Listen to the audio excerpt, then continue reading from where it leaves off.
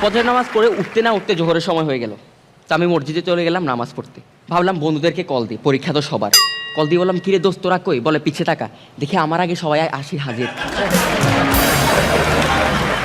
Serial ধরে বসে আছে, মাথায় টুপি, এক হাতে তসবি আর এক হাতে বই। তো আমি খেয়াল করলাম আমার মাথায় টুপি নাই, আমার টুপি লাগবে। বাইরে দোকানে গেলাম, গিয়ে দেখি ও মা স্টুডেন্টদের সিরিয়াল, সবাই টুপি কেনার জন্য। আমি সিরিয়াল ধরলাম, লাইনে আগালাম, গিয়ে দেখি 50 টাকার টুপি 150 টাকা। আমি অবাক হই নাই, কারণ এটা বাংলাদেশ।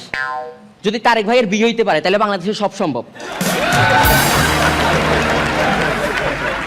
ওরা যদি শুনে কালকে পৃথিবী ধ্বংস হয়ে যাবে, আজকে দেখবেন আতর তসবি সবকিছুর দাম আরো 10 গুণ বাড়াই দিবে।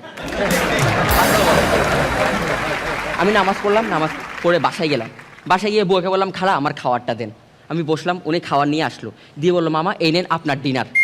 বললাম, খালা ইংলিশ বলতে না পারলে বলবেন না, এটা ডিনার না, এটা লাঞ্চ। বলে যে মামা আমি ইংলিশ পারি, এটা কালকে রাতের বেঁচে যাওয়া খাবার, এই জন্য এটা ডিনার।